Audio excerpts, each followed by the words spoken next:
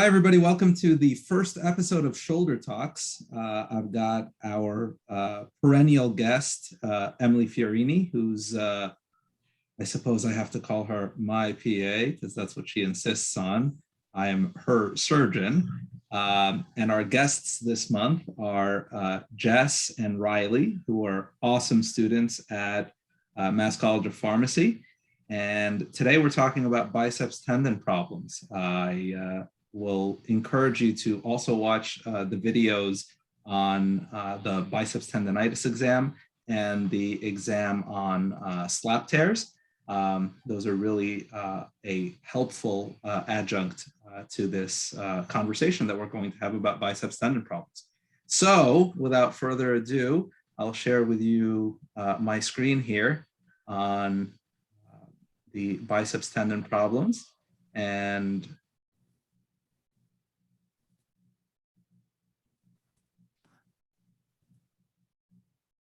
our overview for today is to really go back to the anatomy.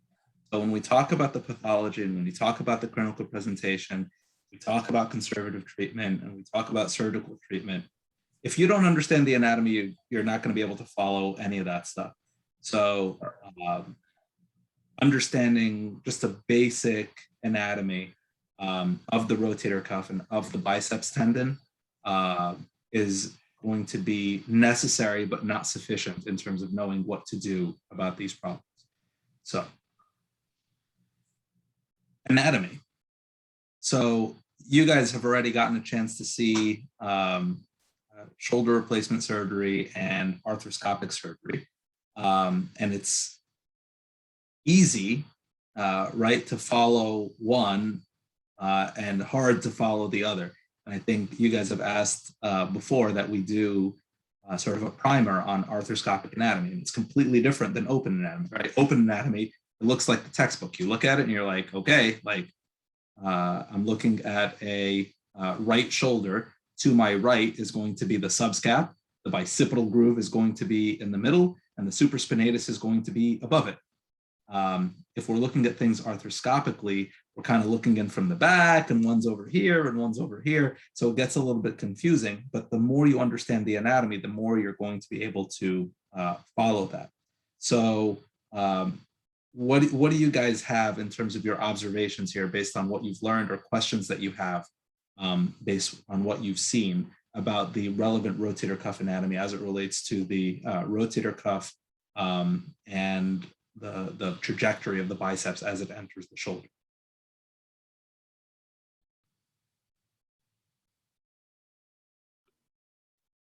I think understanding the tendon attachments, where they're located on each of the bones, is really important for understanding how the shoulder moves and how those all move in relation to one another. Okay. And are you able to kind of put it together in your head with the physical exam? So you guys know when, we take the shoulder model and we show the patients in the office, right? And I'll put my hands in the subscap fossa and I'll put my finger on the lesser tuberosity, right? And I'll tell them like this muscle lives here, this tendon attaches here, right? And a lot of the patients that you guys see that have a positive belly press test, right, where they're not able to get their hand to their belly. You guys remember what are the ways that you can have a positive belly press test? Yeah, so for that, if they're unable to either keep their elbow propped forward with their shoulder in proper anatomic alignment, that's one way to show that they're compensating. If they are able to keep their shoulder in anatomic alignment, but they're not able to keep their elbow propped up without assistance, that's something that's showing a positive belly press test, as well as if they can't keep their hand flat on their stomach. Exactly. Positive. Exactly. Right. So that's exactly right. Like if their shoulder comes forward, right? And Riley, you saw one of those people earlier this week where, they did this and you asked them to push forward with their elbow. They're not able to push forward with their elbow. They bring their entire shoulder blade forward. They protract their scapula. And that's the way that they compensate for their belly press test. If the elbow can't stay forward and the elbow pops back, or if the hand pops off of the belly, those are all three of those are going to be a positive belly press test. So it's a lot easier to compensate, and it's a lot easier to mask a supraspinatus tear. And that's going to be a little bit outside of the scope of this talk, but it's important to realize that the biceps lives between those two tendons, right? The subscap attaches in the front, the supraspinatus attaches to the top, and the transverse humeral ligament distally and the rotator interval tissue proximally.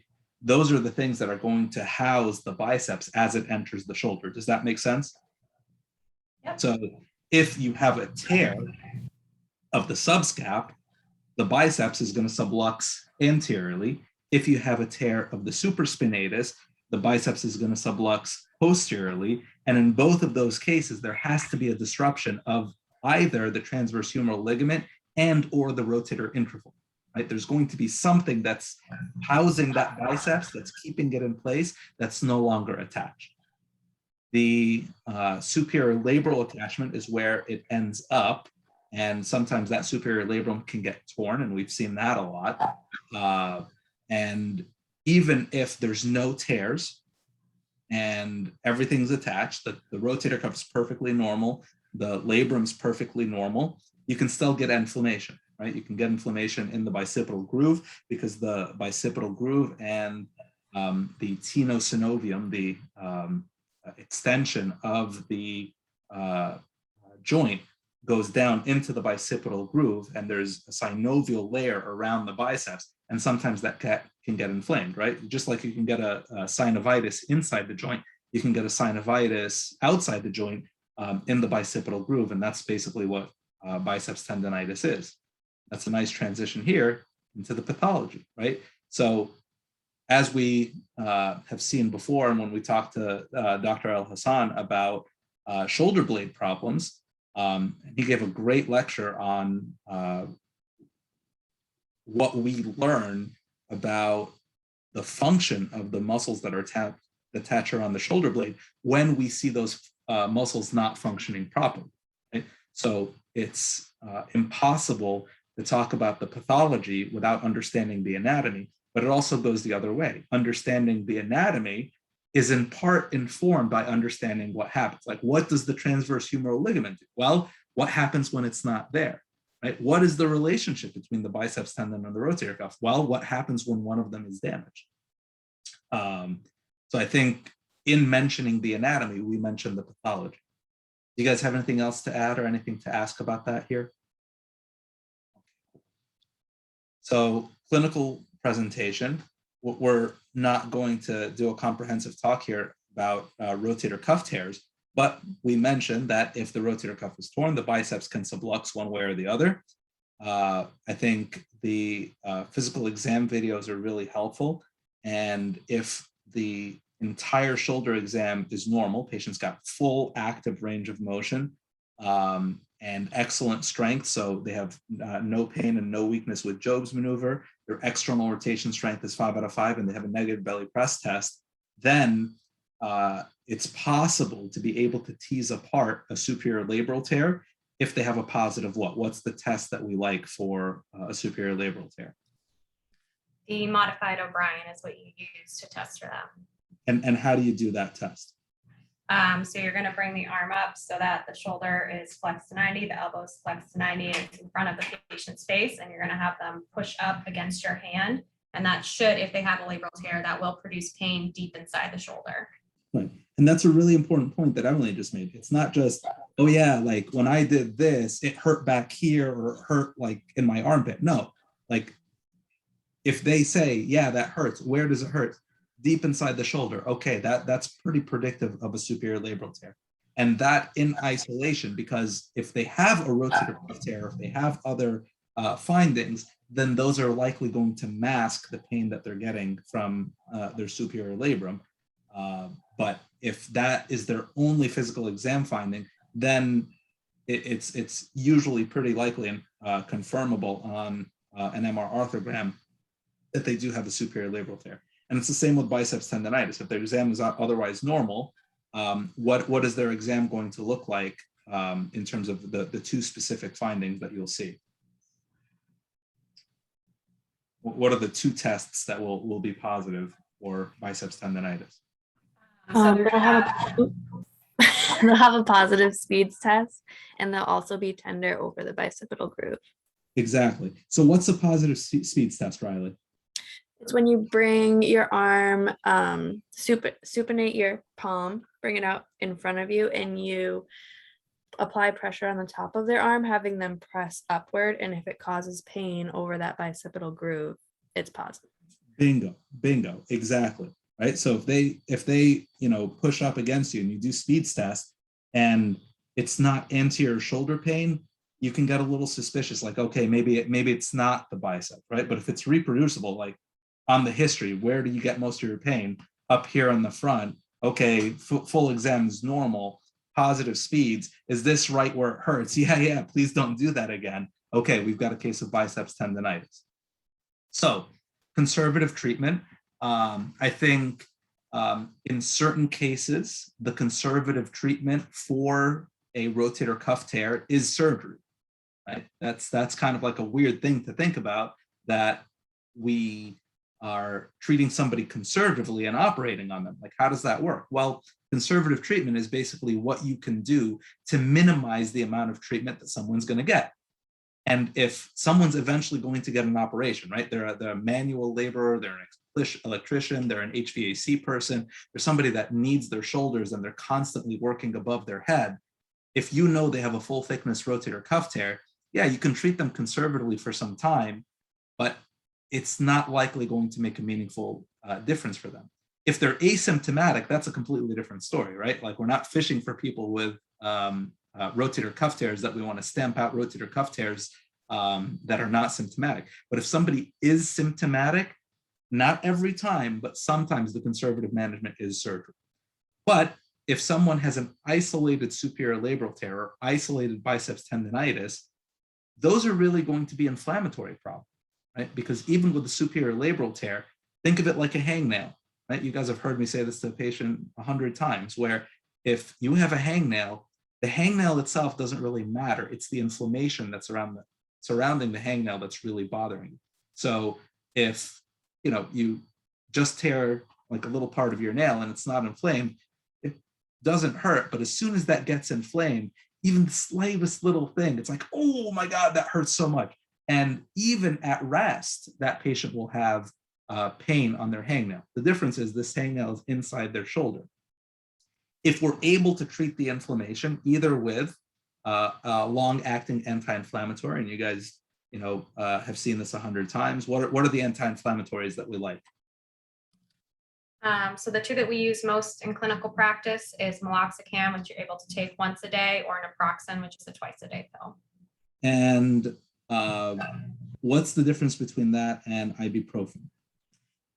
So ibuprofen needs to be taken every 4 hours for it to build up enough of a level in your system to work against the inflammatory process, which also means that you'd have to be waking up every 4 hours throughout the night in order to build up a high enough level. And that's just not feasible for most people or reasonable to expect somebody to do. So, they might take it as directed during the day, but then they get this lull of 8+ hours in the night where they haven't taken it. They wake up and their level's down. So by doing a once a day pill or a twice a day pill, people are able to maintain that necessary level to fight inflammation as well as pain. Right. And I think it makes more sense to me if someone's going to be consistent with a twice a day pill. It just makes sense to me that that's going to be more bioavailable and it's going to have a more consistent level in their system. But if they're like me and they're horrible patients and they're not going to do what they're supposed to do, then it's better to give them a once a day medicine once a day than a twice a day medicine that functionally they're going to end up taking once a day. So if that works, great. If not, I do like to get an MRI first. And I've learned this the hard way, that sometimes somebody has like a perfect, like classic exam for biceps tendonitis or superior labral tear, and you get the MRI and they've got this huge rotator cuff tear, and you're like, how are you walking around like this? And in those cases, I do have a conversation with people about, okay, listen, I mean, you're very well compensated. Your strength is excellent. Your range of motion is excellent. I think if you want to try one cortisone shot, I don't think that's a crazy thing to do. And for the superior labral tears, we like to do that ultrasound guided into the glenohumeral joint. And with the biceps tendonitis, we like to do that ultrasound guided into the bicipital groove. In both cases, we're using 80 milligrams of Kenalog, so 2 cc's of the 40 milligrams per cc of Kenalog, so for a total of 80 milligrams. With the glenohumeral joint, we're using 8 cc's of lidocaine, and for the biceps tendon, we're doing 2 cc's. So one is an 8 and 2, the other one's a 2 and 2. And I don't think there's something crazy about trying that one time, as long as the patient understands that if this doesn't work, their likelihood of having a complication from their rotator cuff repair is higher, right? So that's why I usually advise them, listen, if the MRI does pick up a full thickness tear, it's probably the more conservative thing in most cases to do the rotator cuff repair. And at the time of the rotator cuff repair, like we'll discuss, we'll address the biceps pathology as well. But if someone's adamant, they're like, there's no way that I'm going to have an operation, then as long as you don't do the surgery within 3 months after the cortisone injection, because the rate of infection is significantly higher for those 3 months, and as long as they understand that it's not like a cost neutral thing, and there are concerns about giving somebody a cortisone injection, if we don't think that it's really going to address the underlying pathology, which in their case would be a full thickness tear, then I think it's a reasonable thing to do one time. But if the cortisone injection doesn't work, you don't just give another cortisone injection, and when that one doesn't work, let's try it a third. No, that's just not how it works. And if the MRI is normal, as what you'd expect for biceps tendonitis, or the MR arthrogram shows an intact rotator cuff and a torn superior labrum, which is what you'd expect for the superior labral tear, in those cases, the cortisone injection is a helpful thing. So I think you guys know the answer to this. What are the two things that we get out of the cortisone? So we do an ultrasound guided injection, right? And for the superior labrum, we do it into the glenohumeral joint. And for the biceps tendon, we do it in the bicipital groove. The obvious one of those two things, right, is that we're trying to treat the problem, right? We're hoping that treating the inflammation and getting rid of that puts them in a position where they're able to do a home exercise program to strengthen their shoulder blade muscles, strengthen their rotator cuff muscles, work on their scapular mechanics, work on their glenohumeral joint kinematics. If they're able to do that, the inflammation is less likely to come back, right? So treatment is definitely. What is the other thing that we get out of that ultrasound guided injection? So it's also diagnostic for us.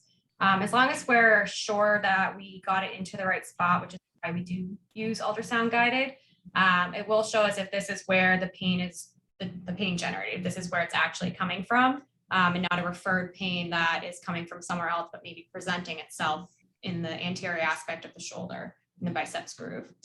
Exactly. So the patient has tenderness over the biceps on a positive speed test. You do an ultrasound guided biceps injection with 2 cc's of lidocaine and 2 cc's of 40 milligrams per cc of Kenalog, and their pain goes away completely.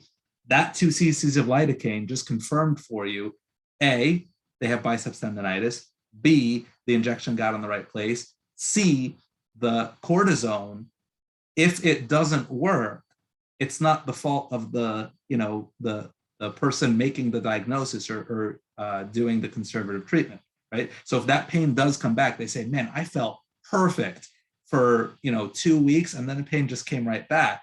Then you're not wondering, well, I wonder if the biceps was really the pain generator. No, the opposite. You've confirmed it, right? It's just that it's possible that in addition to the biceps tendonitis, they might have a partial tear. They might have some concomitant pathology that you're like, okay, looks like there's some mechanical issue in there that's not just an inflammatory issue, and there's more to it.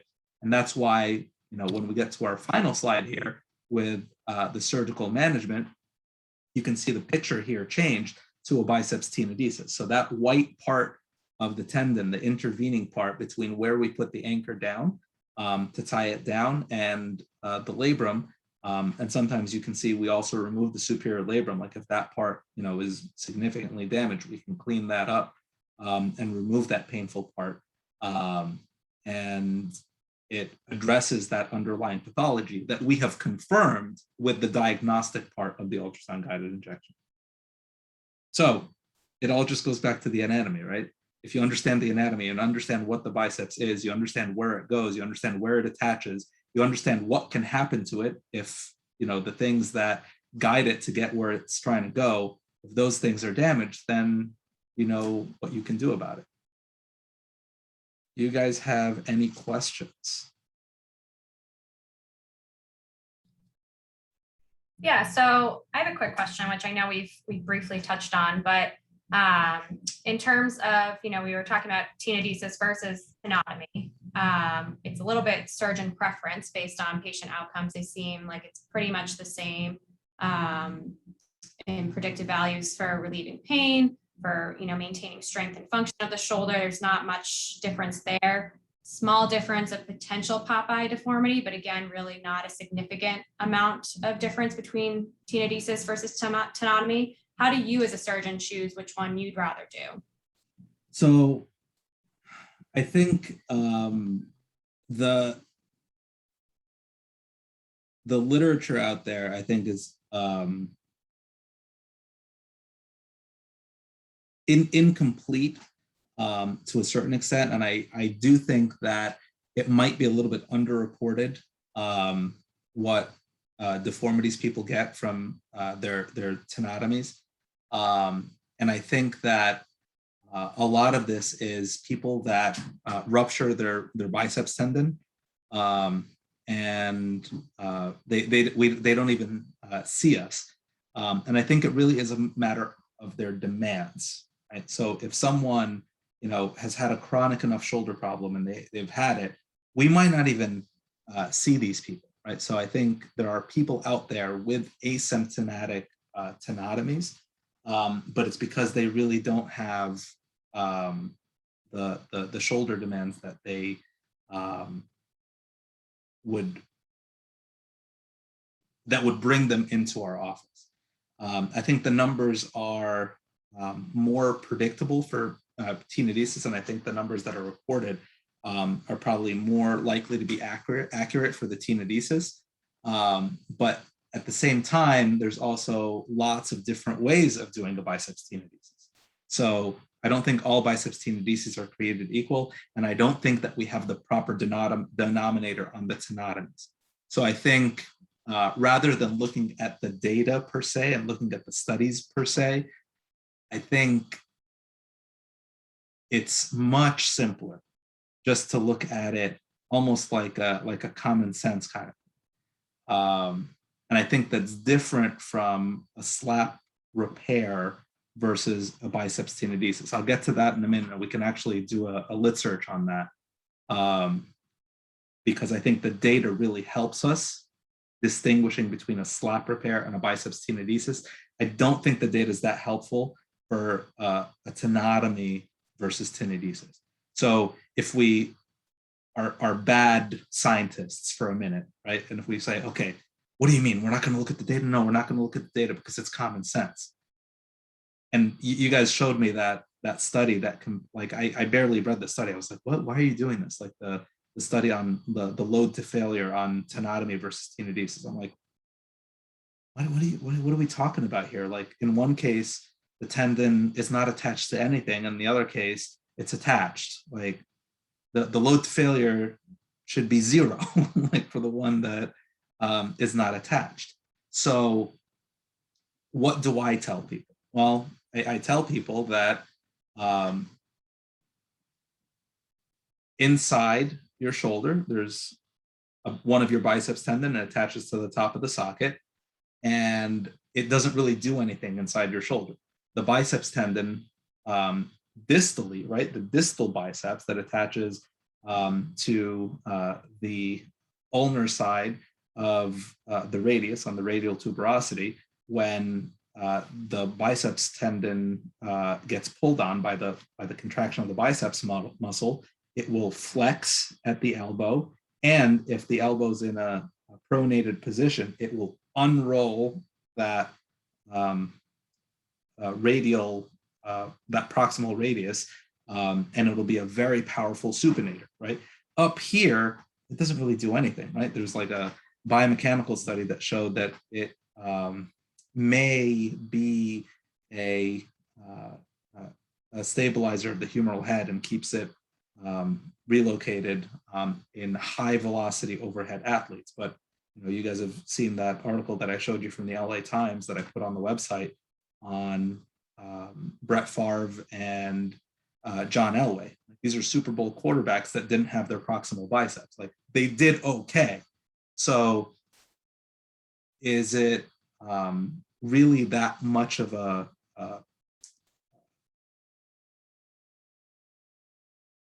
biomechanical contributor at the shoulder? I really don't think so. So in shoulder surgery, there's people that are referred to as biceps killers and biceps preservers.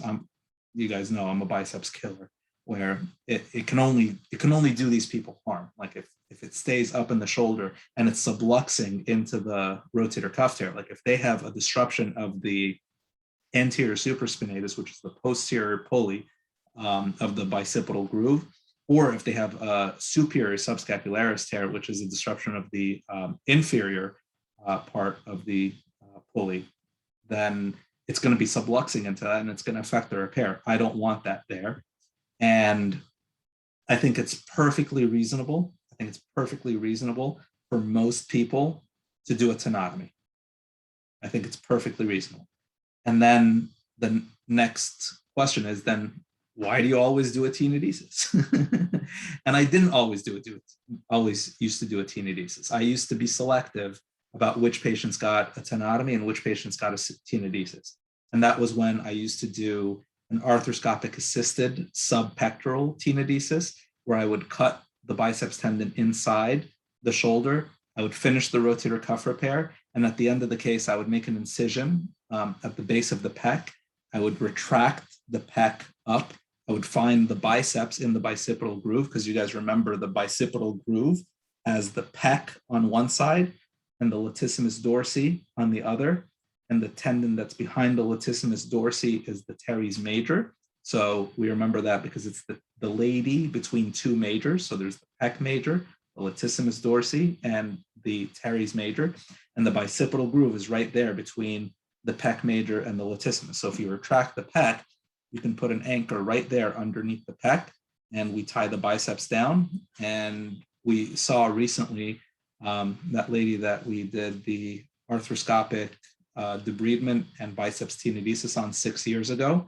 And, she did fine for, 6 years, and then eventually now needed her shoulder replacement. And we saw like the top of the pec, and you couldn't see the biceps above it because the biceps had been resected above it and it was tenodesed underneath the pec. I think if that's how I was still doing the biceps tenodesis, I would say, listen, there's some people, low demand, they're not going to notice a cosmetic deformity, and they're not doing a lot of repetitive supination. Maybe it's their non-dominant arm. I don't think they need this extra incision here, right? And I would say, let's just do a biceps tenotomy, and I think they'll be totally fine. And I think for the several years where I was doing a selective tenodesis, I think I really only had one lady that was disappointed. It was her dominant arm. She didn't have a cosmetic deformity, but she did end up saying, like, listen, when I'm doing things around the house, and she was very active with housework, she said, I get some cramping down here. And I think the incidence of cramping down here is significantly less with the tenodesis. But I do think that for many, many people, it really doesn't make a difference for them.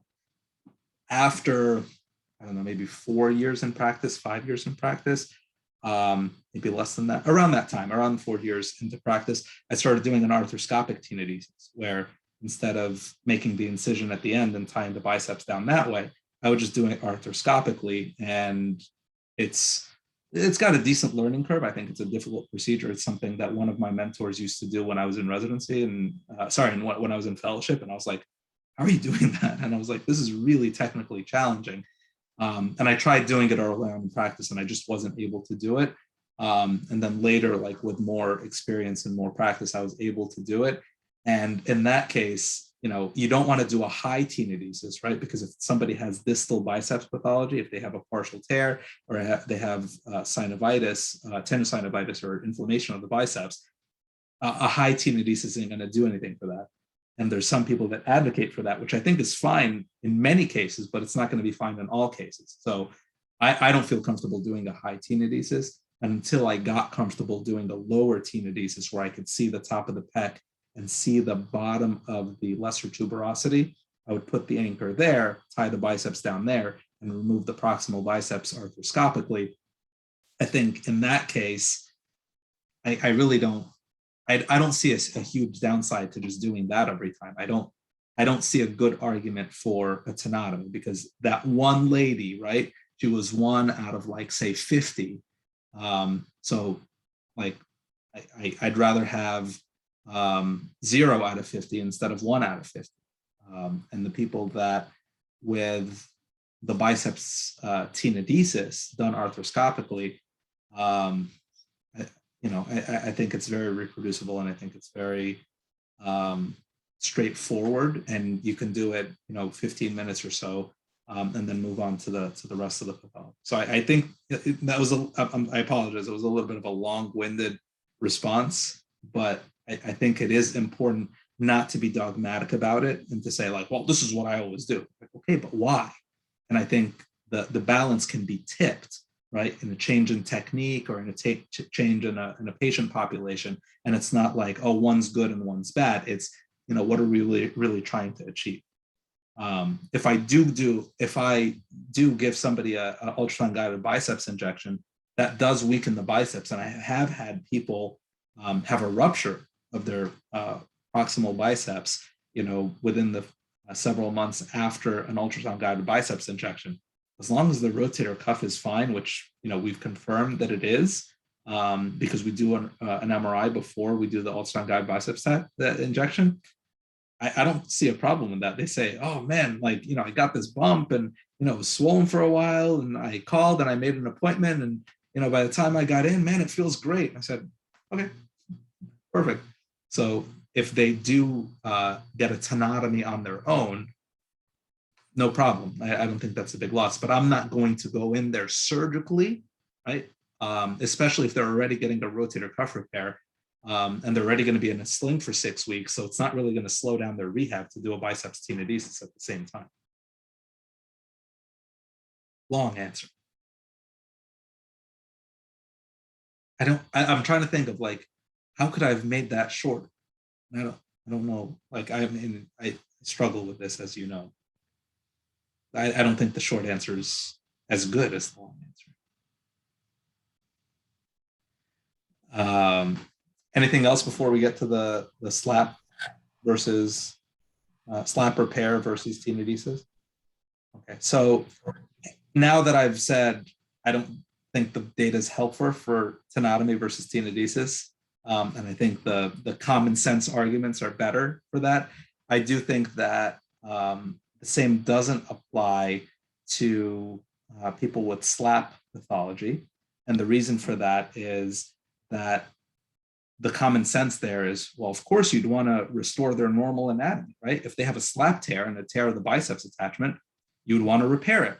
But what they found is that with these degenerative slap tears, they wear down over time and they become like crab meat, and it's like very degenerative, and it's not like a very clean tear. Repairing that is repairing damaged tissue. And the response is, well, what else are you going to do? You're not just going to cut out their proximal biceps without trying to fix it first. And actually, that is what you do. We'll do a more comprehensive conversation on how to do a PubMed search. But for now, if I tell you that there's good papers out there by Burkhart and Boileau, these are the guys that published papers around the same time that changed our thinking, then you can put tenodesis or slap, and we'll look at Burkhart's paper first. And this one came out in 2014. And what we found from him was that if the patient's older than 35, which again lends itself to this, degenerative like wearing down over time, what they found is that when they compared tenodesis to slap repair, full range of motion recovery was delayed by approximately 3 months in the repair group compared to the tenodesis group. So the tenodesis group got better faster. People had a higher incidence of stiffness, and they were able to return to activity sooner with the biceps tenodesis. So they didn't seem to suffer anything at all, and they were less likely to have a delayed recovery. The other guy was Pascal Boileau out of France. And his paper was in 2009, a couple of years before Burkhardt's paper. And he described tenodesis in a cohort study. So instead of 2 groups, this is just one group saying, this is how we decided to treat these. And these people did great. So, actually, no, forgive me. I think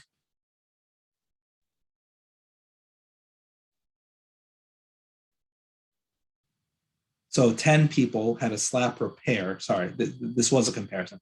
10 people had a slap repair and 15 had a tenodesis.